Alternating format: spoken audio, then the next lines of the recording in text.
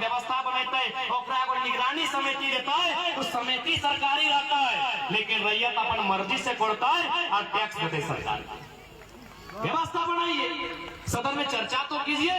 क्यों नहीं चर्चा करेंगे? क्योंकि भारत के संविधान आर्टिकल 39 में साफ साफ शब्दों में जिक्र है कि भौतिक संपदा का इस प्रकार वितरण होना चाहिए कि जन समुदाय की भागीदारी हो।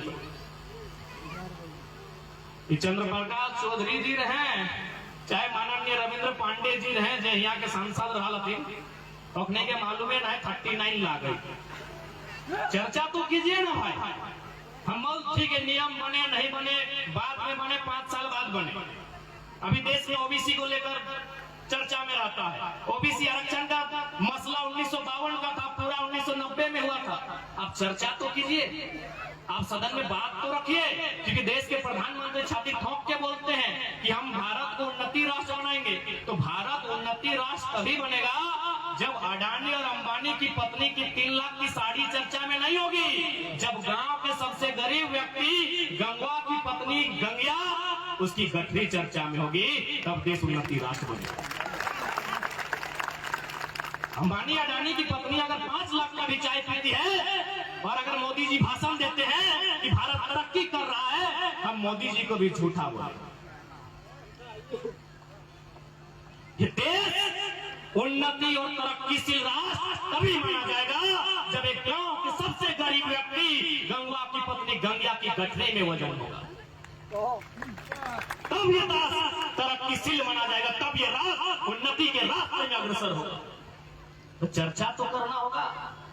और चर्चा क्या करेगा? चर्चा दिल्ली में होगा, चर्चा दिल्ली में होगा, चर्चा लोकसभा में होगा, चर्चा राज्यसभा में होगा। वहां आपके लोग नहीं है और है भी तो रोंगटा के नाती का बर्थडे में केक खिलाने वाले लोग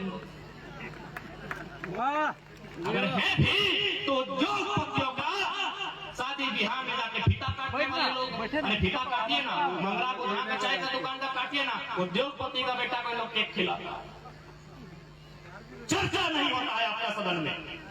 हम महाराष्ट्र गए थे, हमको 2 विधायक और एगो सांसद बाकायदा मीटिंग के लिए घर बुलाया। हम इनकार कर दिए कि हम आपसे यहाँ मिलेंगे, झारखंड में भूचाल हो जाए, हम नहीं मिलेंगे। आप झारखंड आइएगा, हम मिलेंगे, हम यहाँ आके नहीं मिलेंगे। एक साधारण सा लड़का, ये कोई तारीफ की बात हम नहीं कर रहे हैं। जितने लोग हमारे साथ महाराष्ट्र गए थे, फरजान खान सामने है, उनको कुरान से कसम खिला के बोलिए अगर सच्चा मुसलमान है तो गवाही दे देगा कि हाँ सही में हम लोग को ऑफर आया।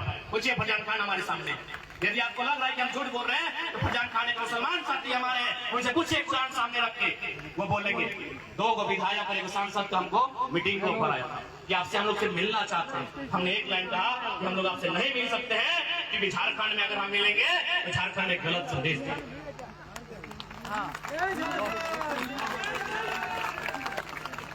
इसलिए आज देखा तोहनी के खासकर आधी आबादी के जागरूक है, जागरूक है तो शिक्षा के लेके, जागरूक है तो रोजगार के लेके, जागरूक है तो व्यापार के लेके, और जितना भी कुप्रथा अंधविश्वास हमने बीच व्याप्त है वो जड़ से उठाए के बाहर फेंके।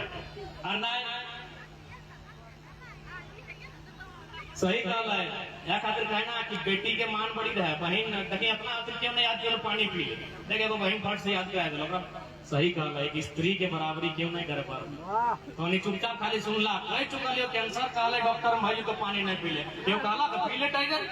बहन बहन रहे है ना, बहन बहने रहे, बेटी बेटिए रहे। देख लो उदाहरण देख लो टोनिक सामने है।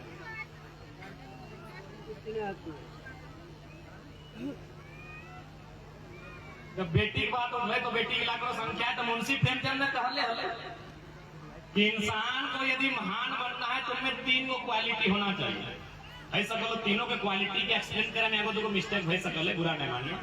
त्याग, क्षमा और सहनशीलता।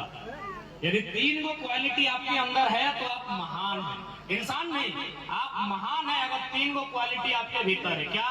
त्याग, क्षमा, सहनशीलता। अगला लाइन में प्रेमचंद में लिखा है ये तीनों क्वालिटी एक स्त्री में जन्मजात होता है।